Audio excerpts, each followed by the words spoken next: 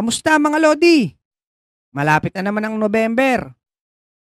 At dahil dyan gumawa ako ng funny horror animation ng manananggal at aswang. Sana magustuhan nyo. Kaya tara na ulit mga Lods.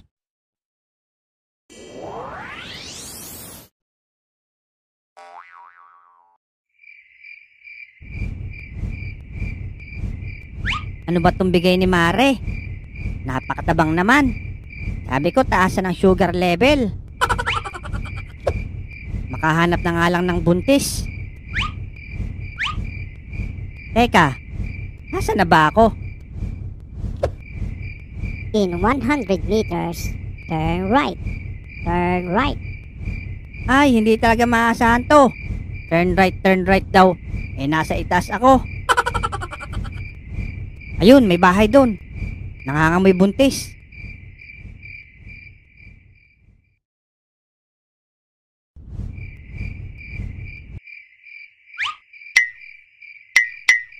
Teka, ano ba itong malambot na ito? Kain ng pusa to ah. Mainit-init pa. Ang baho. Amoy ko kahit wala akong ilong. Ayos to. May buntis nga. Hintayin ko lang kayong makatulog. Han, ngayong buntis na ako. Baka pagpalit mo ako sa iba. Hindi Han, mahal kita Talaga? Paano natin palalakihin ang anak natin? Magtatrabaho ako at magsisikap para mabuhay ko kayo. Wow, ang sweet naman nila. Paano kung wala kang mahanap na trabaho? Tapos palayasin tayo dito.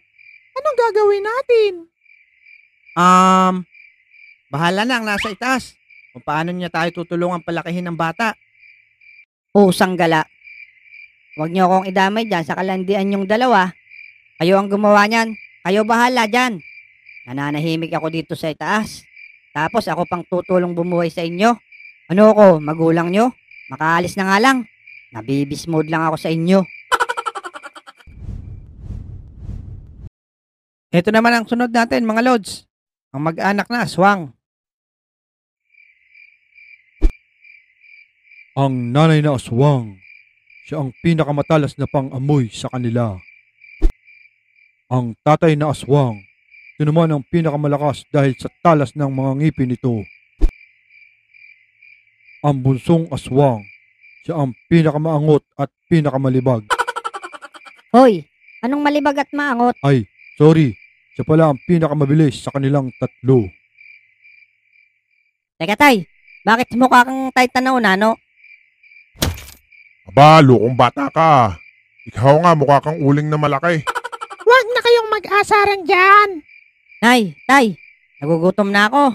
Sige anak, ako muna ang aalis. May naamoy akong pagkain. Banda roon. Nako, yari, nag-transform na si nanay.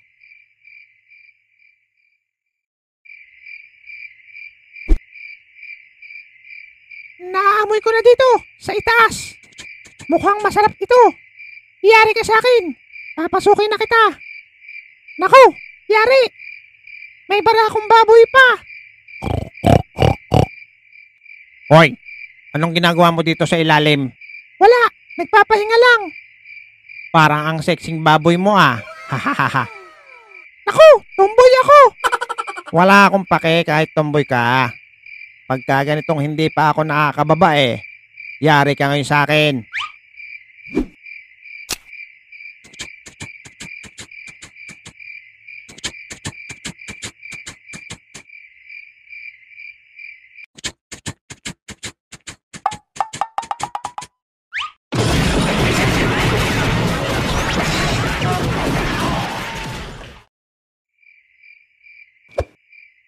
Anong nangyari sa'yo, nay? Naku anak, hindi ko alam.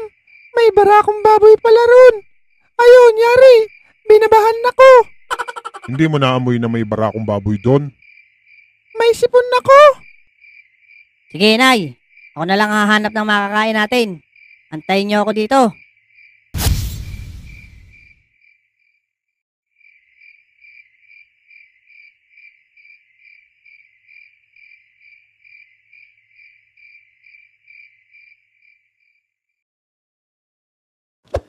Dito na lang siguro ako mag-aantay ng mabibiktima ko.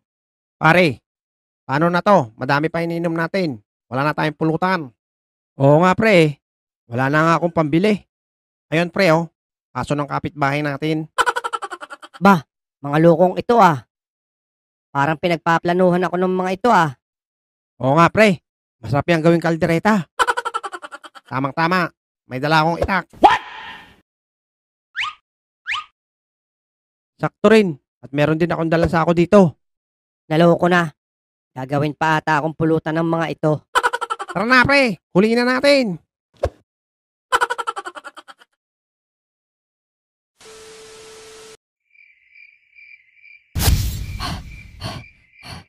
Oh anak, kamusta lakad mo?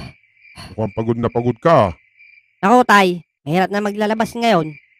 Wala nang pinipili yung mga tao. Abay gagawin pa akong pulutan ng 2 lasing kanina.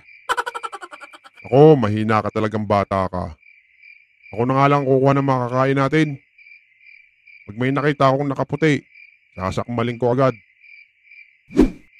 Sige tay, ingat kayo.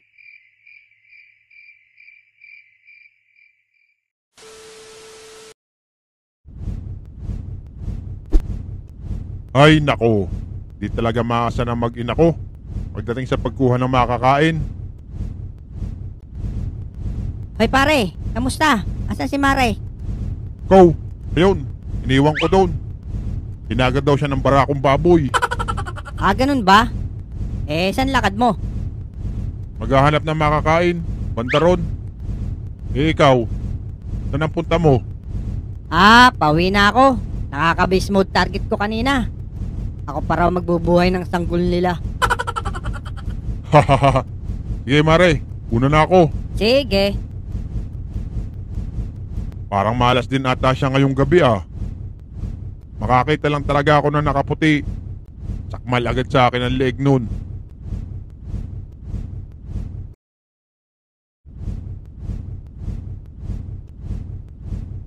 Ayun, may tao sa malaking bahay. Yari ka sa akin, boy.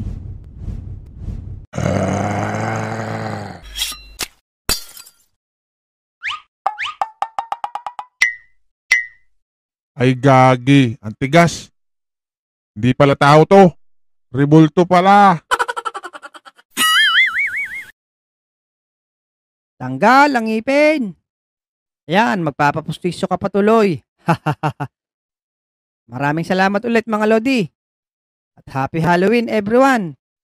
Bye-bye.